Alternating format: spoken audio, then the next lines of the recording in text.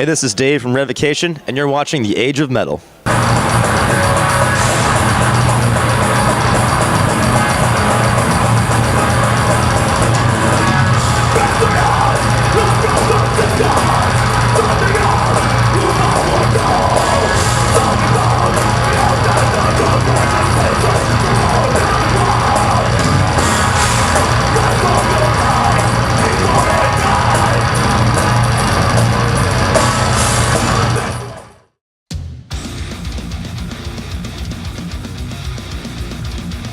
Tour's been great so far. Last time we played in Fort Lauderdale, it's a lot of fun, and looking forward to playing Tampa tonight.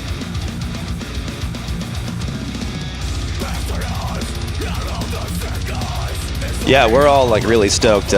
We hit up our manager and we're like, can you please get us on 70,000 tons this year? And he made a few calls, so we were really stoked to be a part of it. We've heard it's a blast from everyone we've talked to that's done it before. And it's just going to be crazy, you know, a metal cruise down to Haiti and just tons of partying and ripping it with awesome bands.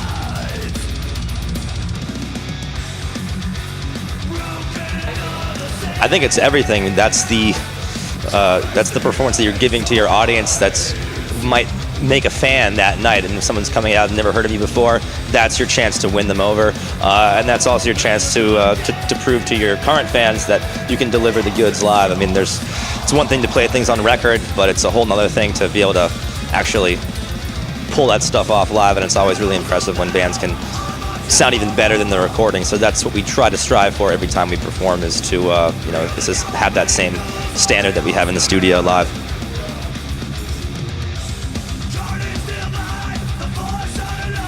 Yeah, I think so. I think Great As Our Sin is going to be our biggest record to date. I'm already seeing critic reaction, fan reaction online, and it seems like everyone's really taking to the record, and it only just came out like 2 days ago. So it's been great to see the response. Speaking personally as well as for the rest of the band, we all feel like it's our strongest release to date. The music, the whole concept, even the artwork, I think everything just really ties in, and this one feels like a full artistic statement from front to back.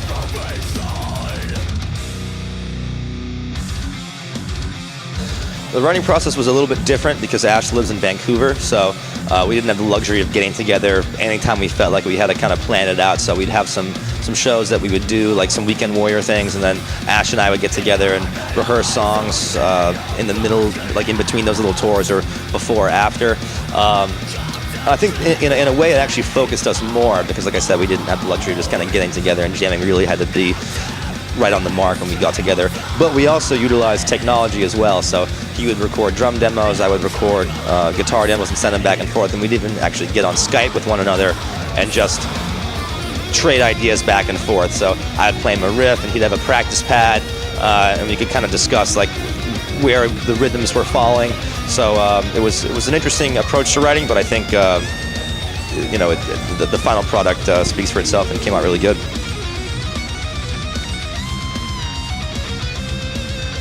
Well, Tom's been a close friend of mine for a while now, and he totally gets the vibe that we're going for.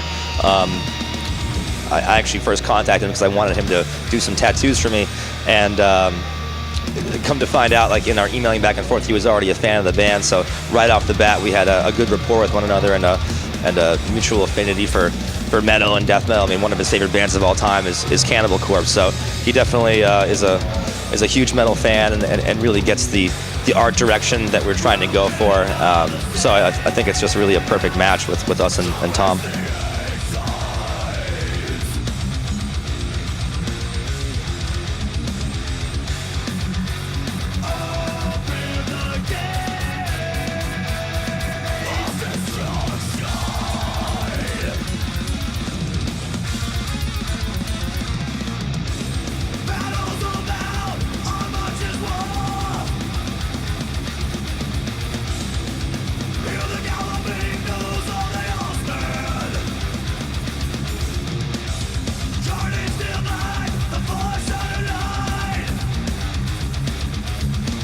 It's been great. We had a blast working on Deathless with him. He also did the Terror to Genesis EP. So we've got a real good comfort zone with Zeus. We know the environment that we're going into, which is cool. We knew we wanted to have a really good follow-up to the Deathless record, since it's our second record on Metal Blade. So everything was a blast. He knows the sound we're after. He knows how to achieve that sound, whether it's miking the cabinets or even just kind of working with us while we're recording in the studio. He'll give us feedback like, okay, try to play it like this, or try to give that vocal delivery a little bit different.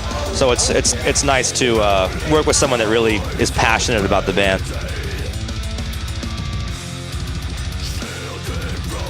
It's a really surreal experience. Marty's been one of my top favorite guitar players of all time since I was just getting into guitar.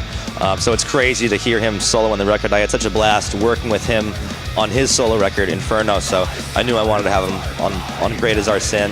And I sent him an email with the track, asked him if he'd be interested. He hit me back within like a day, and just ended up recording it. I think he recorded it in Japan. That's where he's living now. Sent me over the tracks, and I remember being in the studio with Zeus and I, just kind of looking at each other, like getting goosebumps. Like, I can't believe Marty Friedman is on our record right now. So it was a really, really cool experience, and I'm super stoked to have him as a part of the record.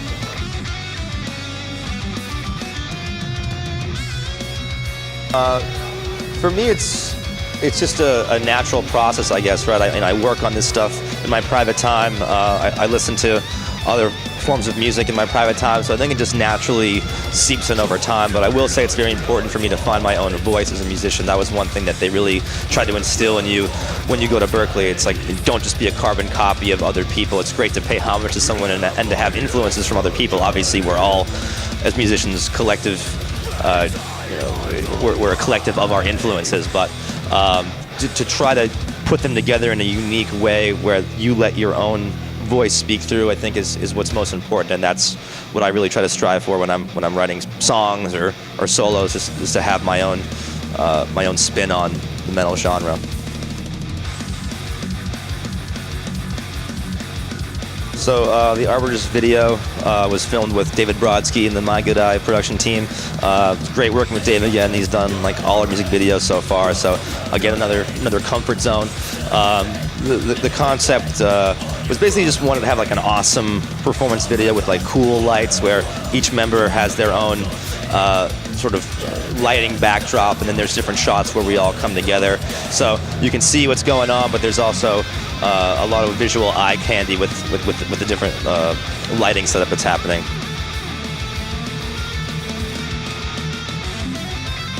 I love it.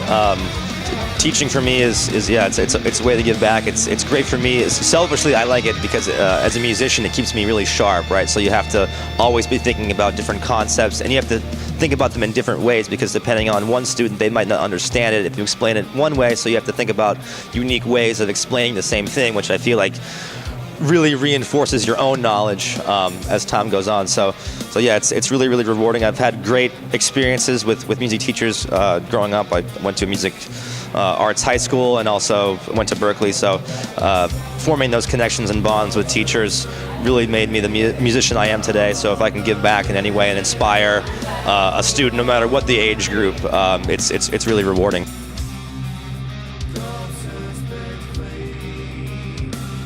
Well, that's very kind. I like to think that we're a unique band. We try to do our own thing. I mean, we've got it's a hybrid of death and thrash at its core, but there's progressive elements. There's all sorts of different elements from the metal genre as well as from beyond. So I think that it's that collection of influences that really makes us who we are and hopefully makes us stand out.